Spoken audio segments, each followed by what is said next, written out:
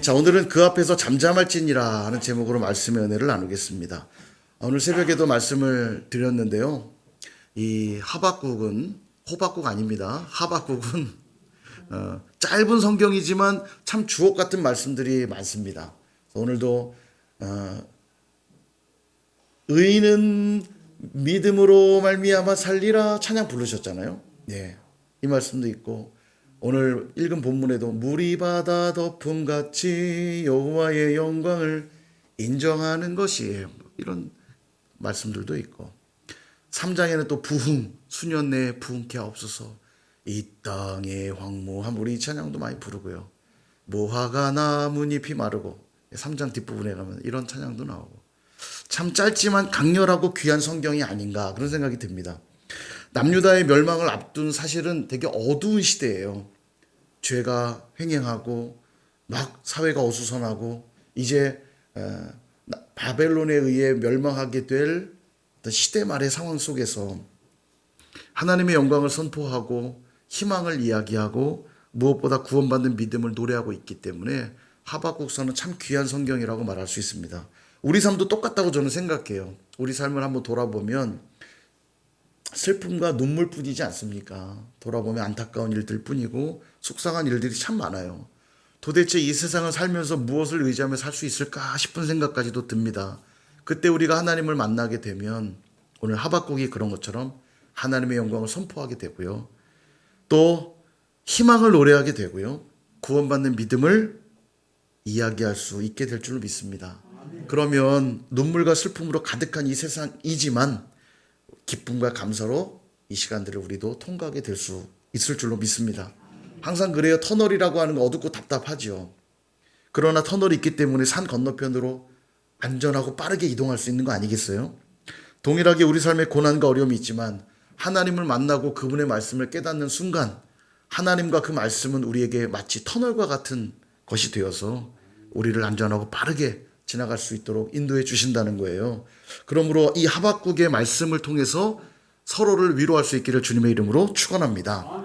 자, 오늘 새벽에도 말씀드렸는데 의인은 그의 믿음으로 말미암아 살 것이다. 그럼 악인은 어떻게 될까요? 망하는 거죠. 뭐. 의인은 살고 악인은 망한다. 예, 이게 오늘 말씀이에요. 오늘 본문이 그 이야기입니다. 오늘 새벽에 봤던 9절부터 2장 8절까지는 하나님의 대답이었고요. 내가 의인은 살게 할 것이고 악인은 망할 것이다. 하나님이 그 말씀을 하시고요. 그랬더니 그 말씀을 들은 하박국이 9절부터 오늘 여러분 읽으신 본문까지 쭉 노래하면서 화 있을진저가 총 4번 나오거든요. 그러니까 하나님의 악인을 심판한다는 이야기를 듣고는 깨달은 거예요. 그리고 하박국이 노래하는 겁니다. 화 있을진저. 어떤 이들이 그 심판 가운데 놓일 건지를 막 노래합니다. 조롱의 노래라고도 하거든요. 근데 자세히 볼 것도 없어요. 저는 이걸 안 볼 겁니다, 오늘. 자세히 볼 것도 없어요. 왜냐면 우리 의인이면 되니까. 예, 망하는 거 연구할 필요 없어요. 우리가 의인이면 되니까.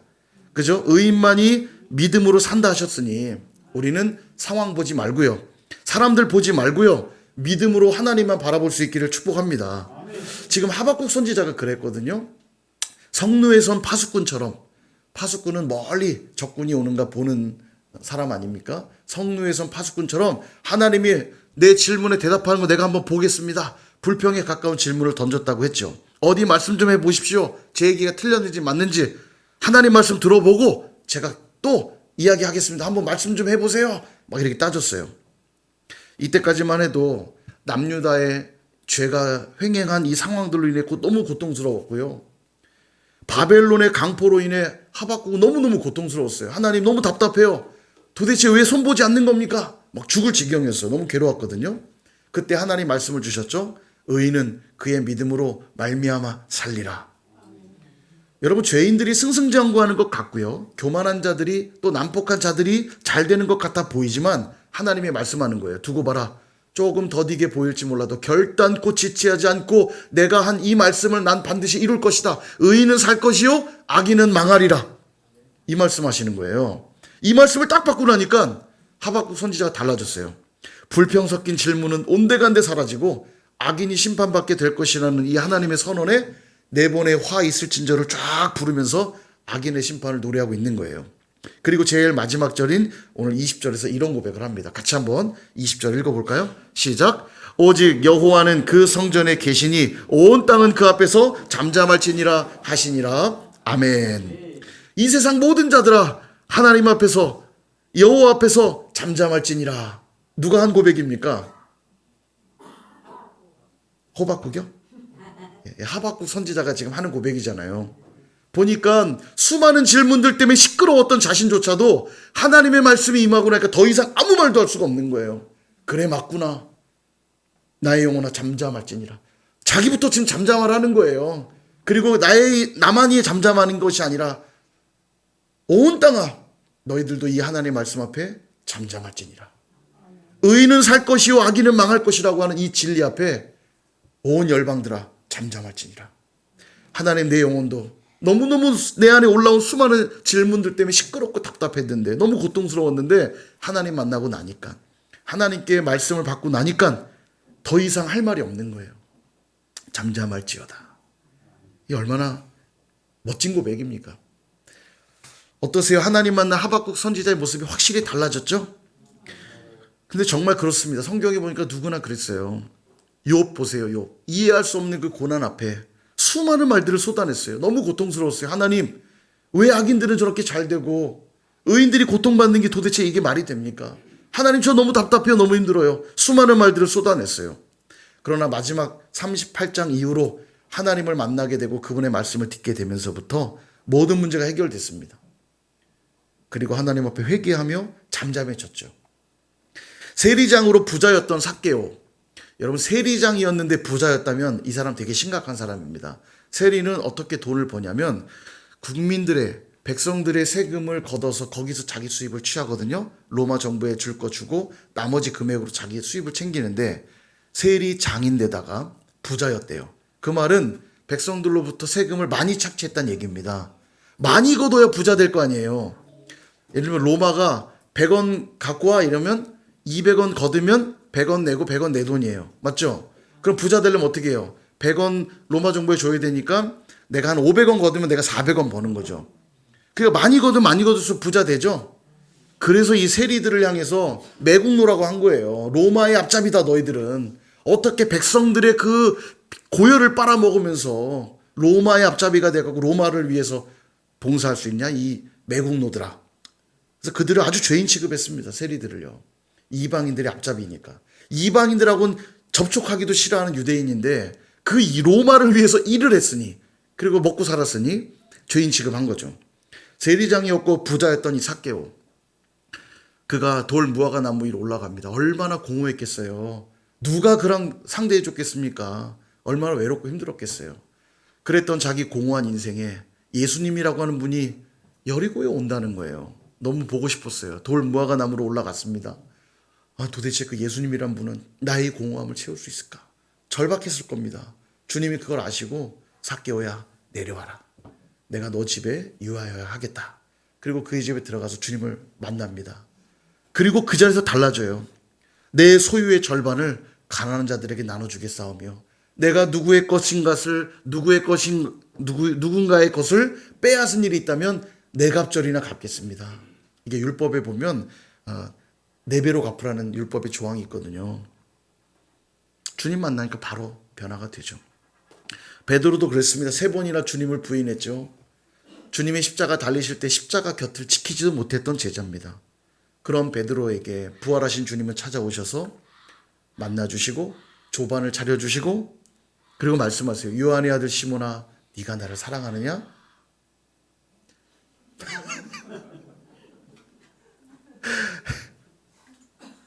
넌 누구의 아들이냐? 주여. 요한의 아들 시몬아 네가 나를 사랑하느냐? 3번 물어주세요. 3번이나 부인했던 베드로가 얼마나 괴로웠겠어요. 그러나 다시 3번 사랑 고백하게 하심으로 회복하게 하시고 그에게 내 양을 치라. 내 양을 먹이라. 사명을 주시죠. 그리고 평생 베드로는 주님을 위해 살잖아요. 교회와 믿는 자들을 핍박했던 사울. 그도 기세 등등해서 다메섹에 있는 자들을 핍박하겠다고 그들을 잡겠다고 당당하게 가다가 다메섹 도상에서 부활하신 주님을 만나죠. 그리고 그의 인생이 완전히 바뀝니다. 평생을 이방인의 사도로 헌신하게 됩니다. 가장 위대한 사도 중에 한 명으로 쓰임받게 되는 걸 우리는 잘 알고 있잖아요. 그렇습니다. 의인은 그의 믿음으로 말미암아 산다는 것을 보여주는 너무나 많은 성경의 증인들이 있습니다. 그리고 그 다음 증인의 후보가 누구냐면 저와 여러분이에요. 베드로와 사울의 이야기에 이어 이제 우리의 이름들을 새겨 넣을 순서입니다. 우리도 우리 인생에 이해할 수 없는 수많은 문제 어려움 가운데 놓여 있지요. 그러나 그들이 그랬던 것처럼 우리가 오늘 하나님 만나고 그분의 말씀 받으면 사는 거예요. 의인은 무엇으로 산다고요? 그의 믿음으로 말미암아 살리라. 이 말씀을 기억하라는 겁니다. 그래서 오늘 새벽에도 말씀 살펴봤잖아요. 판에 명백히 새기라. 이 진리의 말씀을 판에 명백히 새기라. 새기는데 달려가면서도 읽을 수 있도록 새겨라. 얼마나 확실하게 새겨 있겠습니까? 큰 글씨로. 우리가 새겨야 될 판이 어딥니까? 우리의 마음판이죠. 우리의 마음판. 우리의 마음판에 새겨야 언제든지 읽을 수 있지 않겠어요? 언제든 읽을 수 있도록 마음판에 새기고 힘들 때 이 말씀을 다시 읽으셔야 돼요. 그래, 의인은 믿음으로만 말미암아 산다 하셨지. 지칠 때도 읽으셔야 됩니다. 어려운 문제를 만났을 때도 읽으셔야 돼요. 그래, 의인은 믿음으로만 산다고 하셨지. 그래야 사는 거예요. 자, 그럼 우리 마음판에 한번 새겨 넣었으면 좋겠습니다. 두 가지로 말씀을 드릴게요. 의인은 누구인가? 오늘 이 답만 가져가시면 돼요. 왜냐하면 의인은 믿음으로 사는 거니까. 의인이 누군지 뭐 확인하면 되죠. 첫 번째, 의인은 누구인가? 하나님의 신실하심을 믿는 자입니다. 한번 따라해 볼까요? 하나님의 신실함을 믿는 자. 아멘. 새겨 넣으셨죠? 큰 글씨로 달려가면서도 읽을 수 있도록, 자면서도 읽을 수 있도록, 밥 먹으면서도 읽을 수 있도록 마음판에 새기셔야 돼요. 자, 질문해야지. 의인의 첫 번째는 누구라고, 어떤 사람이라고요? 하나님이에요? 안 새겨 넣으신 것 같은데요. 이거 새겨 넣어야 사신다니까요. 하나님의 신실하심을 믿는 자. 여러분, 믿음은 그냥 뭐 무대뽀 정신 같은 게 아니라고 했습니다. 믿음의 속성에 그런 것은 있지만 그 자체가 믿음은 아니에요. 왜냐하면 엉뚱한 걸 붙들고 무대뽀로 밀어붙인다면 그는 망하는 거 아닙니까? 그러니까 믿음은 대상이 중요한 거예요.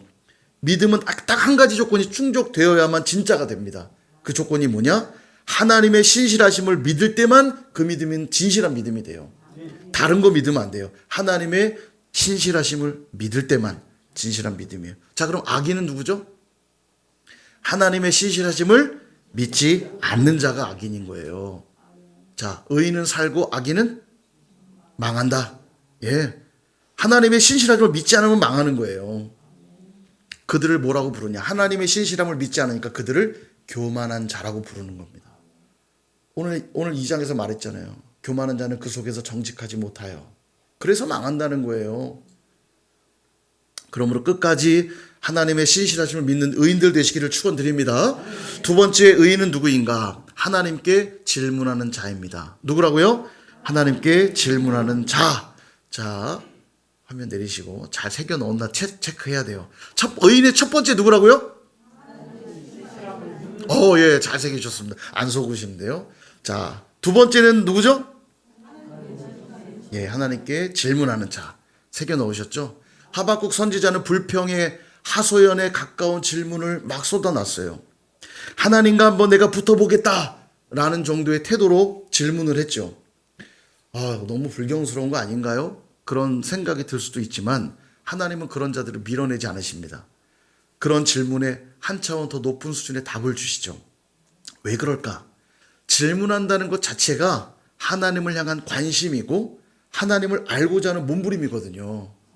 관심이 없어 보세요. 절대 질문 안 합니다. 궁금하지가 않아요. 관심이 없어 보세요. 밥을 먹었는지, 잠을 자긴 잤는지, 성공했는지 실패했는지 관심이 없어요. 물어볼 일이 없어요. 그러나 내가 관심 있는 대상은 밥 먹었어? 그거 어제 그 일 어떻게 됐어? 맞죠? 근데 관심 없으면 밥을 먹었는지 똥을 쌌는지 관심 없어요. 네. 오늘 최순희 권사님 생신이신데 끝나고 축하해 주시기 바랍니다. 관심 있는지 봐야지. 관심 있는 사람 나가면서 축하해 줄 것이요. 관심이 없는 사람 축하 안 해주고. 오늘 지윤이도 오늘 생일인데, 그죠? 지윤이는 여기 없으니까 우리 최명희 권사님한테 관심 있는지.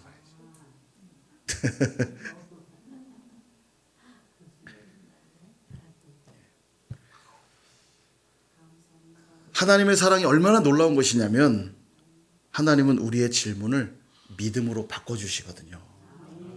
이게 중요해요. 믿음으로만 산다고 그랬잖아요. 하나님께 때론 불평처럼 보이지만 하소연처럼 보이지만 하나님 이게 도대체 왜 그런 겁니까? 질문을 던질 때 하나님은 그 질문을 믿음으로 바꿔주세요. 사실 수업할 때도 우리 김영만 전사님도 얘기했지만 SBS 할 때 질문 있으세요? 질문이 하나도 없으면 사실 기분이 별로 안 좋습니다. 이유가 뭐냐면 제대로 못 가르쳤나? 이런 생각이 들어요. 아니면 또 하나 있어요. 배운 거에 관심이 전혀 없나? 그런 생각이 들어요. 그러니까 기분이 별로 안 좋습니다. 근데 반대로 질문하면 기분이 되게 좋아요. 왜냐하면 지금 이 내용에 상당히 관심이 많구나. 또 하나 질문한다는 건 선생님을 신뢰하기 때문에 질문하는 거잖아요. 물어봤자 모를 걸 뭘 물어봐 이러면 안 물어볼 거 아닙니까? 근데 우리 선생님은 답을 갖고 계실 거야. 이걸 믿으면 이건 왜 이렇게 돼요? 물어볼 거 아닙니까? 나를 신뢰하는구나. 그래서 들 거예요. 물론 선일교회가 질문하지 않는 이유는 제가 완벽하게 가르치기 때문이라는 걸 제가 알아요. 다른 교회가 그렇다는 얘기입니다. 다른 교회가. 질문 안 하는 교회, 다른 교회 심각하죠. 저희는 이제 완벽하게 가르치니까 질문 안 해도 되지만 진짜 질문 안 해요. 근데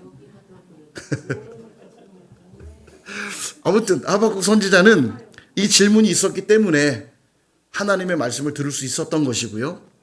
그로 인해 모든 문제가 해결이 됐던 거예요. 말하자면 하박국의 질문은 하나님의 믿음으로 바뀌어지게 된 거죠. 여전히 상황 달라지지 않았습니다. 남유다에는 죄악이 횡행했고요. 바벨론은 강포를 행하고 있었어요. 상황 안 바뀌었고 조건도 안 바뀌었어요. 그러나 바벨론의 그 질문이 믿음으로 바뀌기 시작했더니 이젠 살게 된 거예요. 더 이상 문제가 되지 않았던 겁니다.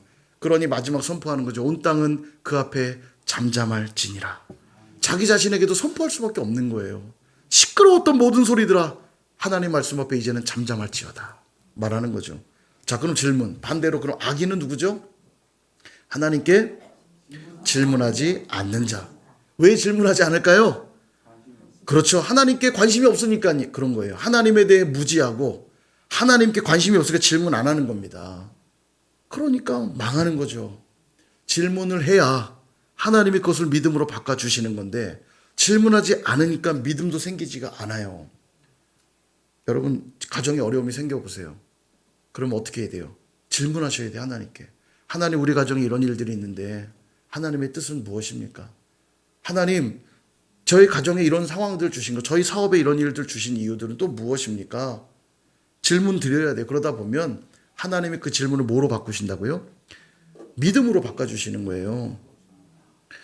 여러분 믿음은 내가 노력해 생기는 게 아닙니다.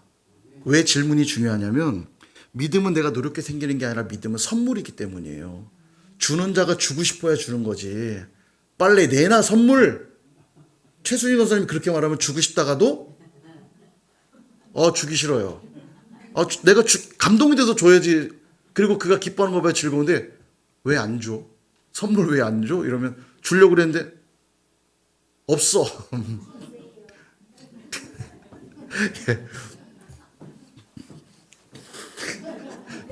선물을 드립니다. 이거 먹고 돌아가십시오. 여러분 믿음은 선물이에요. 하나님이 주셔야 되는 겁니다. 내가 노력해 가져지는 게 아니에요. 하나님이 주셔야 갖는 거기 때문에 우리는 하나님께 질문할 수밖에 없어요. 그래야 하나님이 선물로 믿음을 주시는 거죠. 그래야 그 믿음 때문에 우리는 살게 되는 거예요. 그러기 위해서 오늘도 우리 인생에 수많은 질문들을 하나님은 주십니다. 그리고 하나님을 신뢰한다면 그 질문들을 주님께 올려드리셔야 돼요. 그러면 그 질문을 뭐로 바꿔주신다고요? 믿음으로 바꿔주시는 거예요. 믿으시기를 축원드립니다. 그러니 질문하지 않는 자가 악인이고요. 그가 바로 교만한 자이므로 그는 망한다는 겁니다. 사랑하는 여러분, 오늘 의인의 특징 두 가지 말씀드렸습니다. 첫 번째는 하나님의 신실하심을 믿는 자, 그가 의인입니다. 두 번째는 하나님께 어떤 것이든 질문하는 자가 의인이라고 그랬죠. 그러고 보면 이 두 가지는 분리가 안 됩니다. 하나님의 신실하심을 믿으면 믿는 만큼 하나님께 질문할 수밖에 없어요. 믿으니까 묻는 거 아닙니까? 그죠? 며칠 전에 중국에서 제가 가르치던 학생이 그때 당시 고등학생이었고 대학생이었던 친구인데 어느덧 30대 중반이 돼가지고 시간이 많이 지났죠. 뭐 10월에 결혼한다고도 하더라고요. 야, 참 많이 컸구나 이러면서 이제 재미있는 농담도 통화를 했는데 왜 통화를 했냐면 왜 전화가 왔냐면 이 친구가 가끔 전화가 와요. 근데 언제만 전화 오냐면 성경을 읽다가 궁금한 게 생기면 저한테 전화가 와요. 그래서 목사님 이거 왜 이런 거예요? 막 따지듯이 저한테 묻습니다. 그래서 제가 그랬어요. 야, 우리 교회를 나오든지 아니면 네 담당 사역자한테 물어봐. 나한테 묻지 말고. 니네 목사님 있을 거 아니야. 왜 너 껄핏하면 나한테 묻는 거야 도대체? 라고 뭐라고 한마디는 했지만 되게 기분이 좋았어요. 왜 저한테 물어볼까요? 이거 목사님한테 물어보면 확실히 알 수 있어. 저에 대한 신뢰죠. 예. 20년이 다 되어 가는데도 여전히 저를 신뢰하니까 내게 전화 거는구나. 이 생각하니까 제가 너무 기뻤어요. 그겁니다. 하나님이 우리에게 뭘 기대하실까요? 근데 한번 묻지도 않고 찾아오지도 않아요. 예. 여러분 세상이 우연히 돌아가는 것처럼 보이죠? 힘센 사람들이 다스리는 것처럼 보이죠? 돈 많은 사람들이 주관하는 것처럼 보입니다. 근데 오늘 성경은 말해요. 틀렸다고. 우리 세상은 누가 주관합니까? 하나님이 주관하신다 그 말씀하는 거예요. 더딜지라도 지체되지 않고 속히 내 말이 응하리라. 악인은 심판받게 될 것이요 의인은 그의 믿음으로 말미암아 살게 될 것이다. 지금도 온 땅을 다스리고 계신 이 신실하신 하나님을 여러분 믿으셔야 돼요. 그러므로 이 세상에 여전히 이해되지 않는 수많은 질문들을 내가 신뢰하는 그 하나님께 질문하셔야 돼요. 하나님 왜 그렇습니까? 제가 어떻게 해야 되는 것입니까? 질문에 나갈 때 하나님 그 질문을 믿음으로 바꾸셔서 우리로 산자되게 하실 줄 믿습니다. 그런 저와 여러분 다 되시기를 주님의 이름으로 축원드립니다.